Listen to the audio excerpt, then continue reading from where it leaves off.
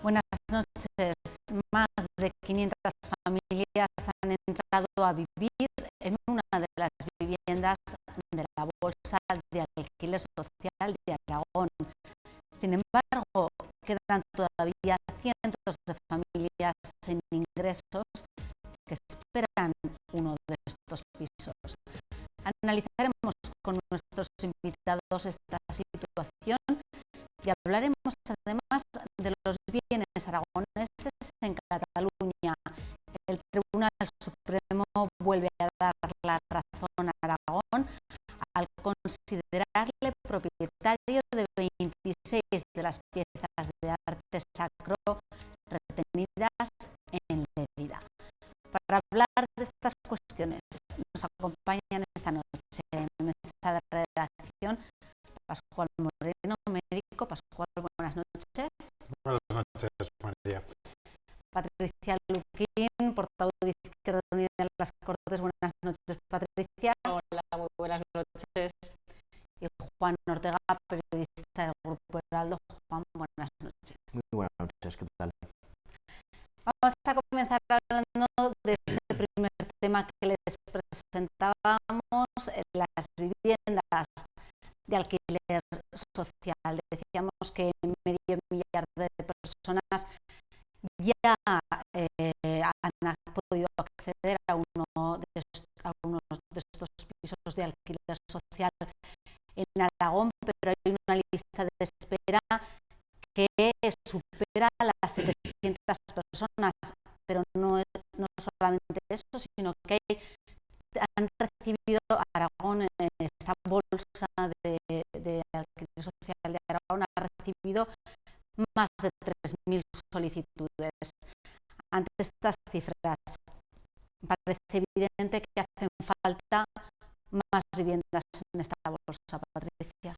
Bueno, yo creo que es uno de los grandes debates y una de las grandes demandas y una de los grandes déficits.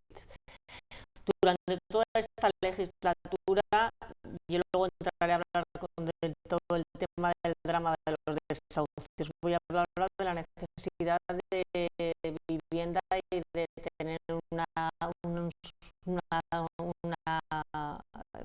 casa digna para poder vivir. El plan de vivienda del gobierno de Aragón fue un absoluto fracaso. Un plan de vivienda que empezó muy tarde, que se denunció de la manera en que se incorporó y que se puso cuando la demanda era evidente, y por otro lado con una serie de requisitos que hacían casi imposible el poder acceder a determinado tipo de viviendas. Cuando la realidad existe, esas son más de 3.000 familias que en estos momentos necesitan tener un techo. Y al final de lo que estamos hablando es de poder garantizar que de la Constitución española, además del famoso artículo 135 de la Constitución, aplicamos otro tipo de artículos que son fundamentales, y uno es el derecho a una vivienda digna.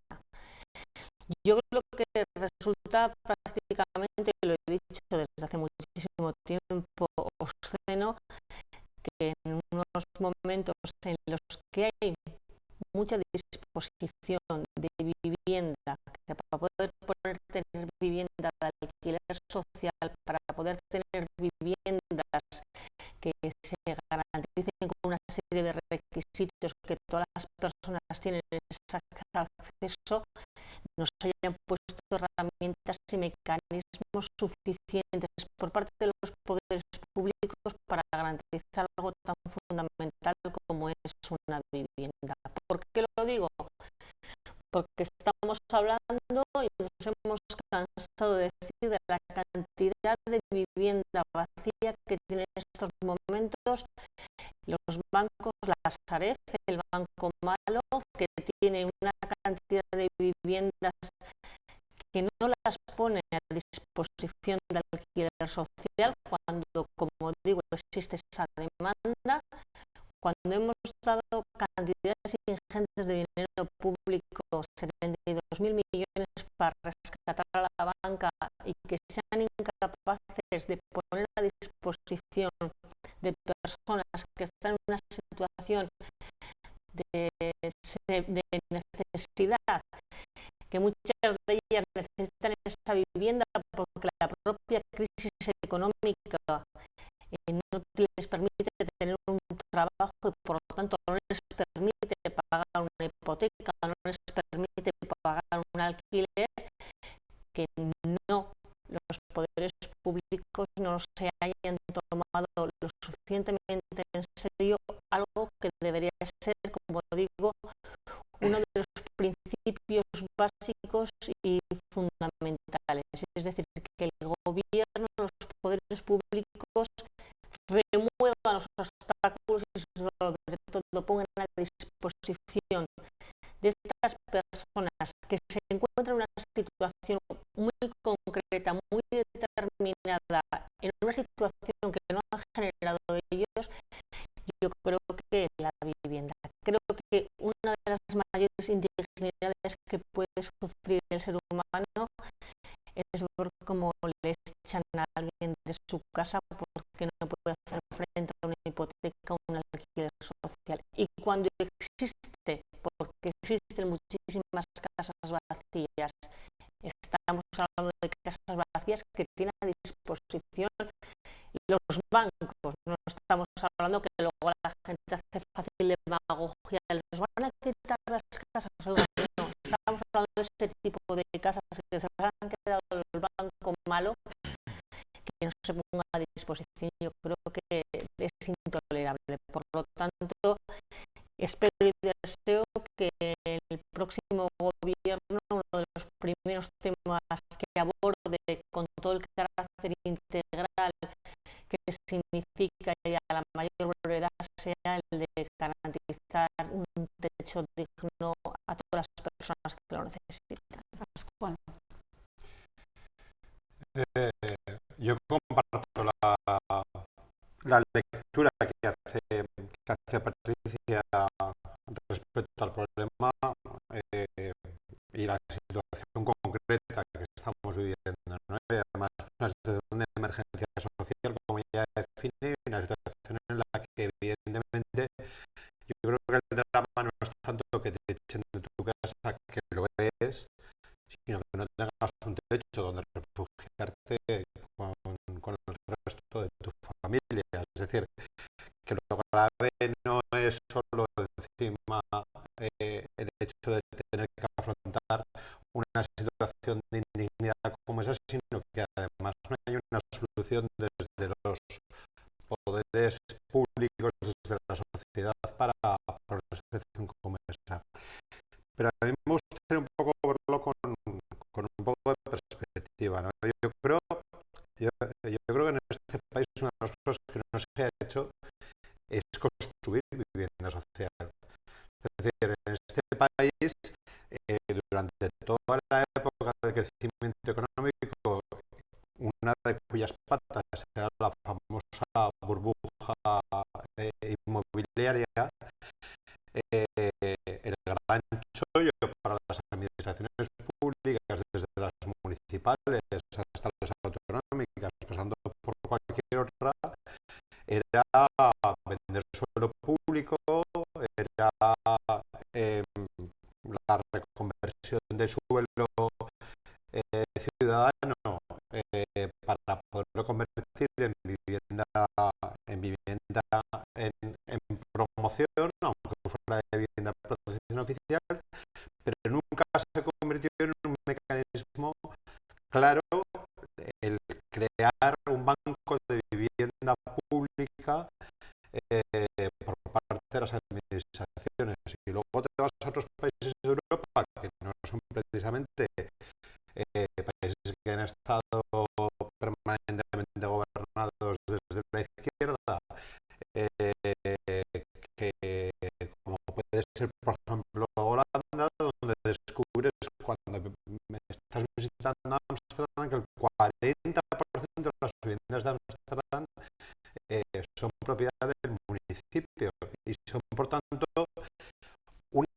con una capacidad brutal de intervenir sobre el precio de la vivienda, sobre la posibilidad de no generar burbujas económicas, sobre la posibilidad de generar una rotación en las viviendas necesaria para la economía basada en el alquiler. Aquí nos han vendido la moto desde pequeños, nos compremos todos casa cuanto antes, no vaya a ser que no haya para todos o algo así. Y yo creo que en esto los poderes públicos les ha faltado perspectiva. Venía muy bien ese dinero fresco para las administraciones, para luego invertirlo y hacer cosas y cortar cintas y que me vote la gente, pero lo que hay que haber hecho es construir a largo y construir a largo desde el punto de vista político también en el mercado de la vivienda. Y esta ciudad desperdició suelo público, desperdició posibilidades de obtener réditos. Cuando un empresario del sector inmobiliario quería construir y tenía que dar una parte de la construcción vinculada al proceso de aprobación de la construcción, en vez de convertirlo eso en vivienda de uso social, lo que se hacía era volvérselo a vender al propio constructor o volverlo a sacar a venta libre. Se han perdido grandes oportunidades, pero además yo no me acuerdo que hace años, cuando la vivienda estaba en plena subida, preguntaba a un arquitecto que es urbanista, decía, oye, pero ¿cómo no hay ningún gobierno que intervenga en esto y empieza a dejar de vender vivienda de protección oficial o de promover vivienda de protección oficial o suelo público y empieza a construir para intervenir en el precio de la vivienda? Y la contestación que me dio era muy sencilla, porque entonces bajaría el precio de la vivienda. Y si baja el precio de la vivienda, es para mucha gente que tiene una vivienda en propiedad una mala noticia, porque la gente piensa que las cosas valen lo que se están pagando por ellas, no lo que le van a pagar cuando las venda él. Y por tanto, como nadie quiere dejar de pensar que esa vivienda que le han dicho que vale no sé cuántos mil euros, ahora vale un 40% menos, porque eso es como si se lo hubieran quitado de su bolsillo, pues ningún gobierno quiere intervenir porque gobiernan a corto. Y esta es el gran drama, como en tantas cosas, de lo que es la política en este país. Juan. Pues no puedo estar más de acuerdo con mis dos compañeros de tertulia, ¿no? Yo creo que lo han dicho casi todo. Yo por abundar un poco más en esto, bueno, a mí me resulta incongruente pensar que España seguramente sea de los países de Europa con mayor mayor cantidad de pisos construidos y con mayor cantidad de familias con este drama encima que no pueden tener un acceso a una vivienda o que no la pueden pagar o que les echan y les desahucian, ¿no? Con todo lo que eso supone de emergencia social, ahora que está tan de moda el término, y bueno, pues lo que significa simplemente que hay gente pasándolo muy mal desde hace bastante tiempo, desde hace mucho tiempo, y gente que se tiene que bueno, que la echan de su casa y que no se puede pagar un alquiler, ¿no? Como decía Pascual, en España ha habido una alarmante falta de previsión y hay una carencia absoluta de cultura de alquiler, lo primero, y de cultura de vivienda social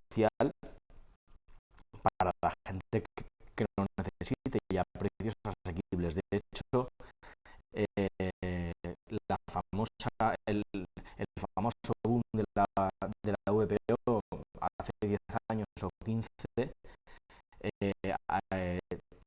era tan relativo porque había mucha VPO que se construía con unos precios de mercado bastante altos para lo que era una VPO. Se creaba una economía y podríamos decir que sumergida, porque había gente que incluso vendía esa VPO después cuando no se podía hacer, etcétera. A mí lo que me llama la atención es que entonces no había una determinación política para, lo primero, tener menos dinero fresco, como decía Pascual, para enriquecerse menos y para, sobre todo, generar una economía más sostenible. Pero bueno, por retrotraerme a esos años de la burbuja inmobiliaria y de los comienzos de este siglo, del siglo XXI, pues vámonos a un evento como fue la Expo, ¿no? Es decir, cuando se hizo la Expo en Zaragoza, que contribuyó a subir el precio de la vivienda bastante, por cierto, se hablaba, y los poderes públicos entonces hablaban de que Zaragoza se ponía a la altura, y un poco de que nos metíamos en esta especie de carrera de las ciudades, de hacer ciudad por los grandes acontecimientos, ¿no? Porque una Expo como esa traía carreteras, traía inversiones, etcétera. En algunos casos era cierto, pero en otros, desgraciadamente, lo que se demostró era que era pan para hoy, o pan para, en ese caso, ayer, y hambre para mañana, que es hoy. Es decir, no era una manera sostenible desde mi punto de vista de hacer ciudad, porque en esa Zaragoza que se construía en esos años, y con estos barrios nuevos que ahora tampoco se sabe muy bien qué hacer con alguna de esas infraestructuras,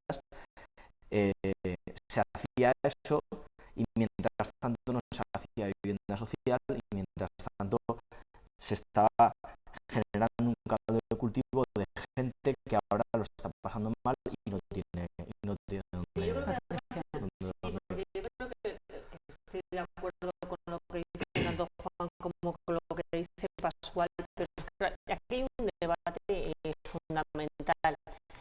Primero, una ley del suelo, la ley urbanística del señor José María Aznar, que fue liberar suelo de una forma incontrolable o incontrolada, o era una falta de control que se quería que fuera así. Y por otro lado, uno de los grandes debates que además no se ha abordado nunca es el problema que tiene la financiación de las administraciones locales, los ayuntamientos. Y la forma que tenían de financiarse era a través de este tema de no apostar por una ciudad consolidada, sino por la expansión y por construir casas. Y esto viene de no haber entendido nunca la necesidad que un ayuntamiento necesita tener una financiación suficiente para garantizar una serie de recursos, de servicios y de prestaciones que le da a la ciudadanía directamente. Izquierda Unida llevamos defendiendo la necesidad de una modificación de la financiación autonómica, de la financiación municipal y de la estatal, que sea un 33,3% cada una de ellas, precisamente para no depender. Porque esto ha tenido mucha vinculación. Por un lado, gente que se ha hecho rica, gente que ha especulado, pero por otro lado, porque no había una manera de obtener recursos por parte de los ayuntamientos para determinado tipo de prestaciones y servicios, y será un dinero fácil y un dinero rápido. Por otro lado, cuando las propias leyes leyes estatales, en unas leyes que incentivaban la construcción sin control. O sea, hay que ver lo que ha sido todo el arco mediterráneo y hay que ver aquí también, por cierto, la última ley de urbanismo que se ha aprobado en el gobierno de Aragón en esta pasada legislatura. Es una ley que nos vuelve a retrotraer a los años 90 sin haber aprendido absolutamente nada, con la posibilidad de la recalificación y por la posibilidad de poder construir prácticamente en casi cualquier sitio. Nos trae ese debate que en estos momentos se da la gran paradoja, ¿no? Lo que suele decir la plataforma esto de desahucios, ¿no? Pues casas sin gentes y gentes sin casas, porque hay muchísima vivienda vacía, muchísima vivienda vacía, no se necesita más vivienda. No ha habido una planificación porque no salía rentable electoralmente hablando.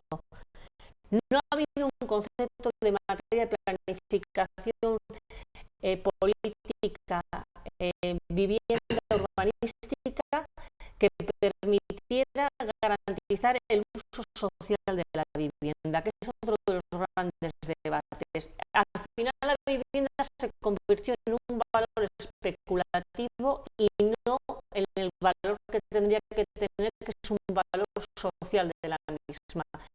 Y en estos momentos, cuando viene una crisis tan sumamente brutal como la que tenemos, una serie de precios de viviendas que se pagaban locuras y por eso la gente en muchos casos tampoco la hipoteca la pueden hacer frente porque son hipotecas con unos precios de pisos que no tienen nada que ver con la realidad. No hay, por otro lado, una oferta suficiente de alquiler social que permita la intervención desde lo público y nos encontramos en la situación en la que nos encontramos. Pero porque esto ha permitido tener mucho dinero, porque no había otra forma de financiarse en los municipios, que no se ha resuelto la financiación municipal y por lo tanto buscará una serie de vías que no sé cuáles serán para poder garantizar prestaciones y servicios. Y yo creo que por lo tanto es todo como mucho más global y que en España, que siempre hemos dicho que la crisis ha tenido una doble crisis, una crisis financiera, que una crisis a nivel mundial, pero una crisis del ladrillo, porque en ningún país en Europa, como decíais, Holanda, como Alemania, etcétera, tienen un parque de vivienda pública de alquiler que permite una intervención y que permite garantizar, primero, que no se disparen los precios, segundo, que yo, vamos, muchos amigos que tengo por Europa terminan todos como si estuviéramos locos porque necesitamos comprarnos pisos todos. Ahora ya ni con la movilidad vamos a poder hablar de este tema y sobre todo por el alquiler, pero tampoco se ha incentivado el alquiler en este país, de ninguna manera. Se ha incentivado la compra, se ha incentivado la hipoteca, porque al final eso generaba, como digo, un debate mucho más complejo y un debate mucho más serio que afecta a muchas más cuestiones que el mero hecho, además, de lo que es el concepto de la propia vivienda. El problema ahora que con la crisis encima de la mesa tenemos auténticos dramas sociales y cuando una vivienda que debería cumplir esa función social acaba convirtiéndose en un bien especulativo, nos trae hasta la realidad de la situación en la que nos encontramos ahora, ¿no? No, que luego además esto también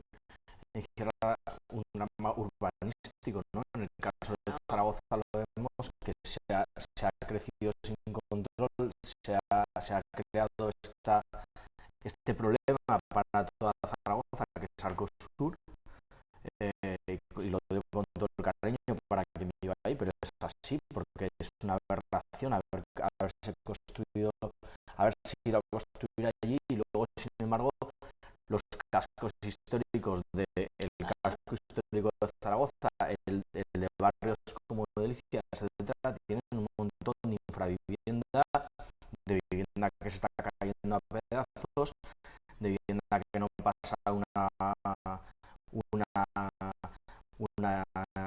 inspección técnica, es decir, que todavía es más aberrante porque en esos casos además está unida a marginalidad, a gente excluida socialmente, etcétera.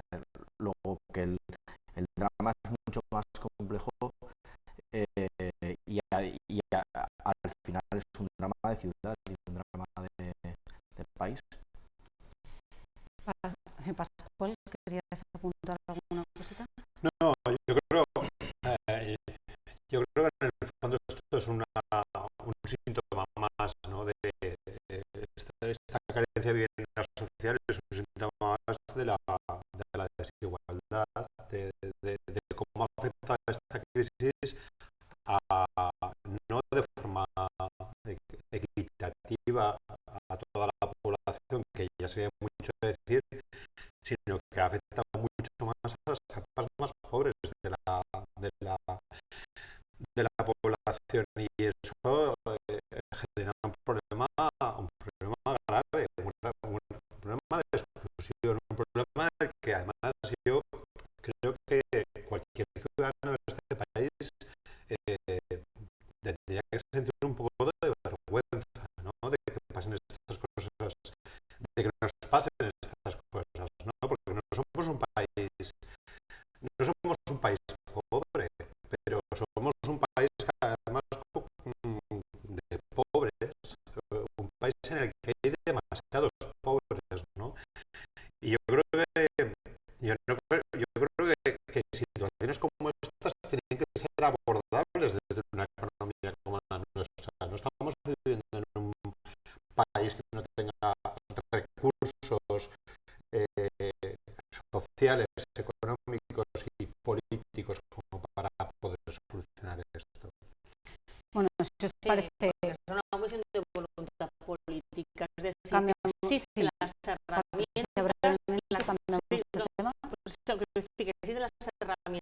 puedes tener herramientas legales, tienes pisos y tienes la capacidad para poder incidir e influir.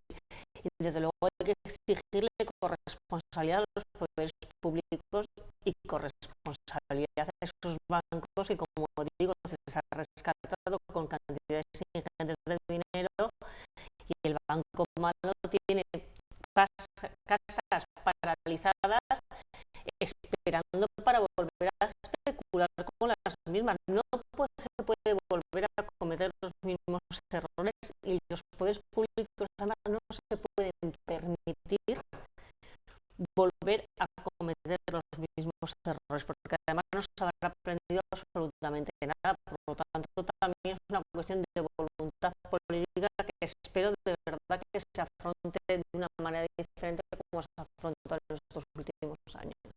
Cambiamos ahora sí de tema, hablamos de los bienes aragoneses que están en Cataluña. Una sentencia, 4 fallos del Tribunal Supremo han vuelto a dar la razón a Aragón sobre este asunto, y dicen estos fallos que 26 de las obras sacras que aragonesas que están en Cataluña son propiedad del gobierno de Aragón, son propiedad de Aragón. Bueno, ¿qué os parece este fallo, esta sentencia del Tribunal Supremo? ¿Creéis que estamos más cerca, Pascual, de que vuelvan aquí a casa?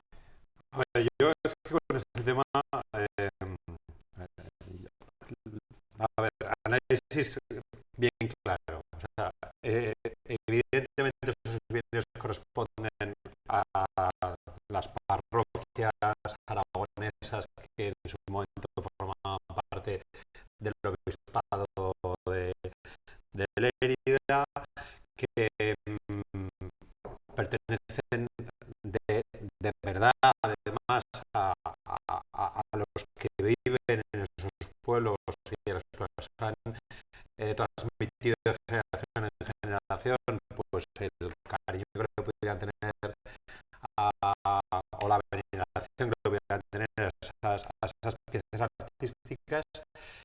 Y, y esto es un problema, en mi opinión, un poco menor. Es decir, yo tengo la sensación de que más allá de que hay un...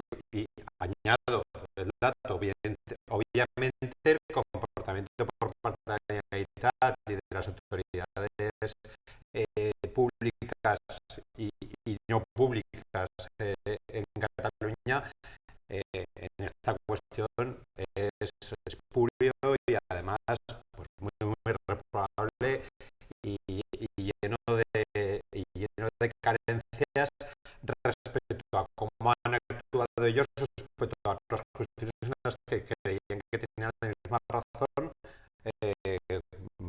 respecto a temas patrimoniales de la Generalitat, etcétera, etcétera.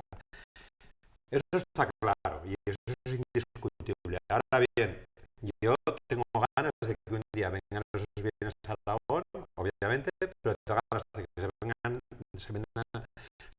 se metan en un museo y de ver cuánta gente va a verlos. Es decir, a mí me llama la atención cómo se acaba convirtiendo esto como si fuera el tesoro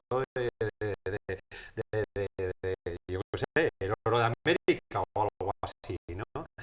Estamos hablando de un conjunto de obras sacras, yo lo digo porque además a mí me gusta este tipo de arte y yo he ido al Museo Diocesano de Jaca y he estado solo pasando por los pasillos, me voy al Museo Diocesano de aquí y estoy solo pasando por los pasillos, es decir, que parece que al final tiene un componente más, lo digo bien claro, de anticatalanismo, de buscar ese punto que hay de enfrentamiento entre dos comunidades que tienen motivos en algunos de los casos, pero que en esto yo creo que es una cuestión, ya digo, un poco menor,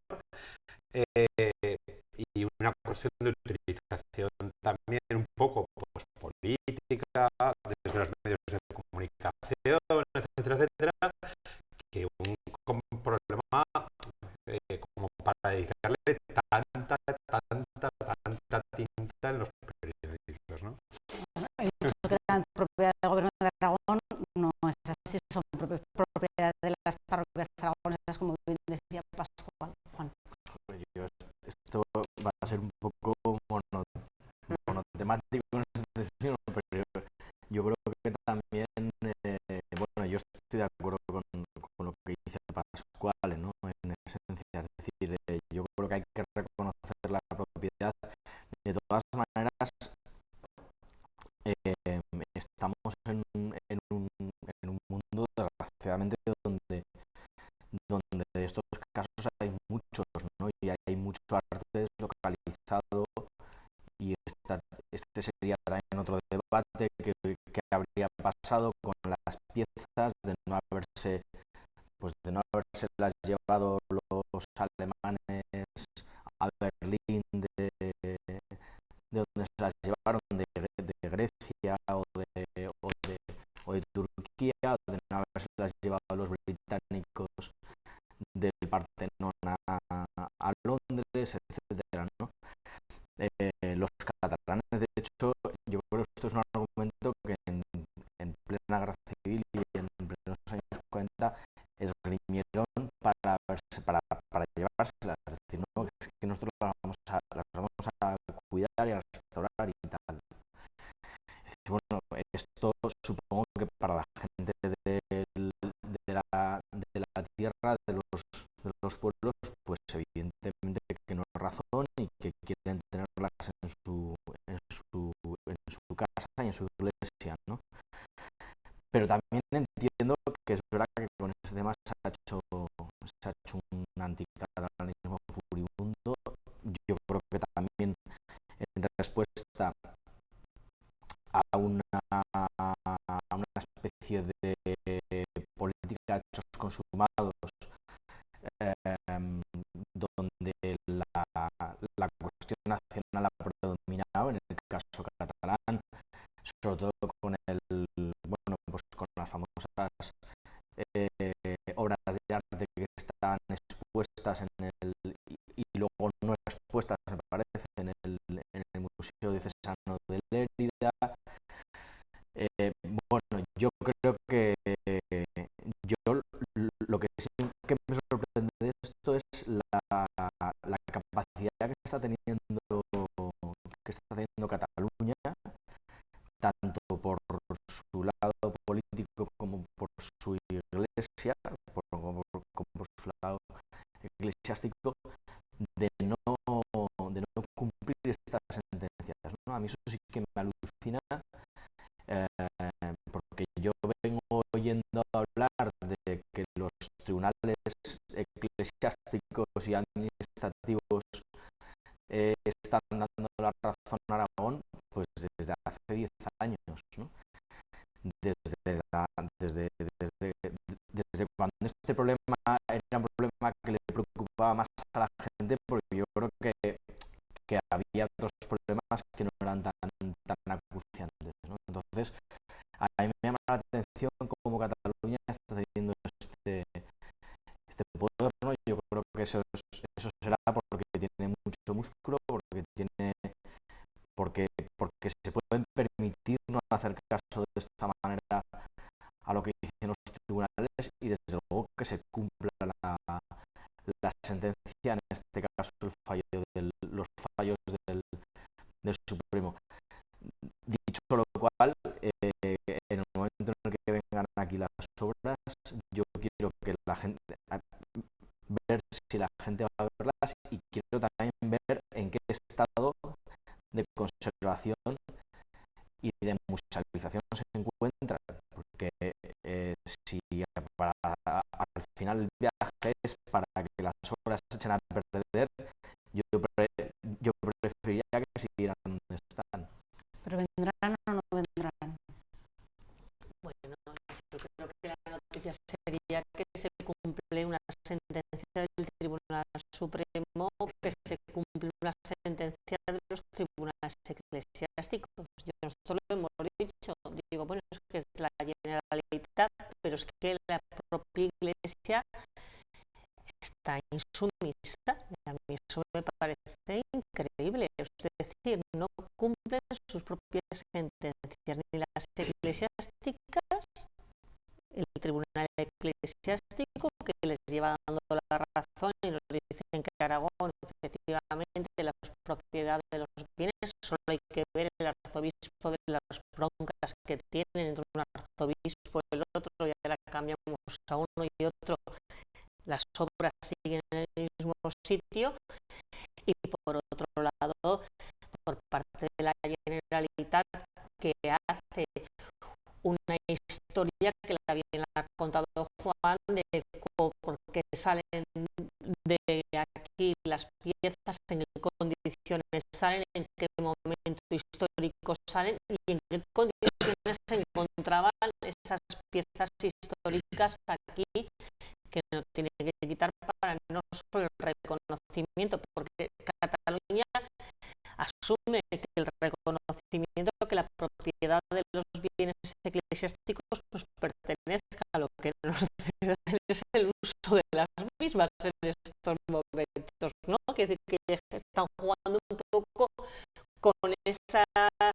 decir, bueno, las tenemos aquí porque están bien conservadas y las tenemos en este museo, que tampoco va mucha gente allá a verlos, ¿no? También es verdad que el nivel de visitantes es exactamente, yo creo que más o menos muy parecido allí que el de aquí, para los ríos de tinta que corren.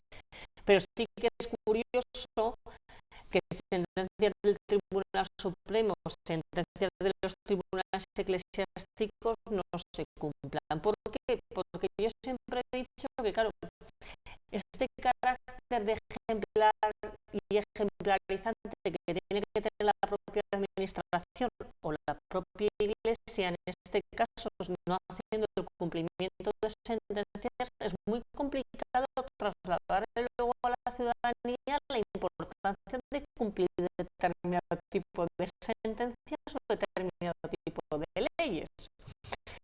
Y yo creo que ahí es donde además hay que hacer mucha pedagogía.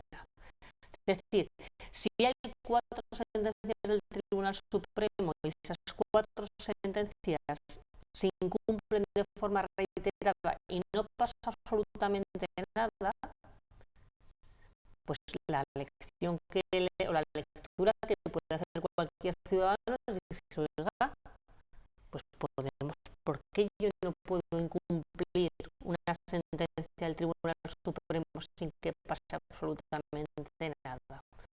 O con el Tribunal Eclesiástico, en el que se declara insumiso al cumplimiento de determinado tipo de leyes, porque a veces no reconocen la jurisdicción civil y conocían la jurisdicción eclesiástica.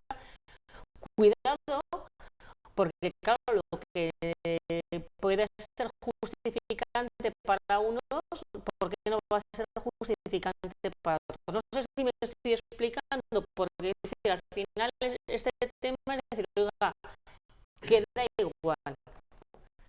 igual las sentencias que tengan a su favor, queda igual cuál sea la propiedad. La realidad es que esto todo sigue exactamente igual. ¿Que se ha utilizado como arma arrojadiza por parte de todos los gobiernos? Sí. ¿Que esto produce hartazgo? A mí me produce a veces hartazgo.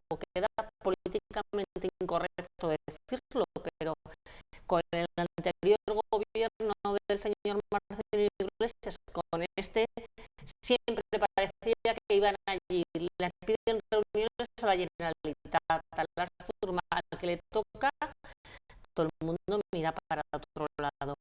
Pero incluso, como digo, las propias diócesis, entre ellas también, es uno de los grandes debates.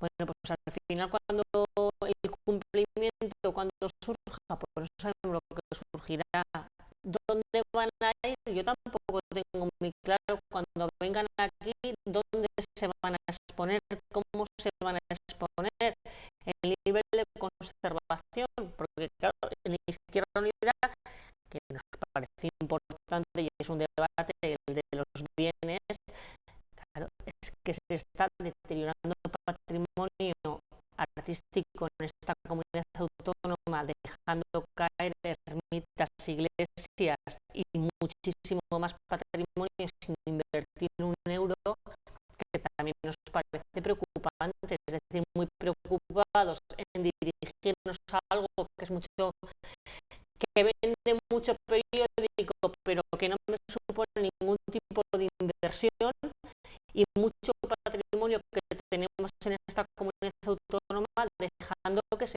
pierda. Yo creo que eso también hay que hacer un análisis global, que resulta como más fácil y mucho más vendible decir que malos son los catalanes, que no nos devuelven los bienes, que no cumplen los tribunales. Oiga, que tiene usted para trabajar aquí muchísimos bienes, que tenemos un patrimonio artístico fundamental e importantísimo en Aragón, que realmente en muchos casos lo estamos dejando perder. Por lo tanto, yo creo que hacer un análisis un poco global, y habrá 4 sentencias del Tribunal Supremo como habrá 5 o 6. Esto pasará si hay un acuerdo de voluntad política, insisto, ser un poco pesada, o que se pongan de acuerdo y que en algún momento decidan que lo que era imposible e inviable hasta ahora pueda serlo, ¿no? Pero yo creo que hay que hacer un análisis más global, porque está bien dedicarte a estos bienes que te permiten no enseñar una gestión absolutamente nefasta y deficitaria en materia de apuesto del patrimonio aragonés, de patrimonio artístico, cultural, histórico, fundamental e importante. en Aragón. Bueno, esperemos que se cumplan más bien pronto que tarde estas sentencias y puedan volver estos bienes aquí. Se nos ha acabado el tiempo, así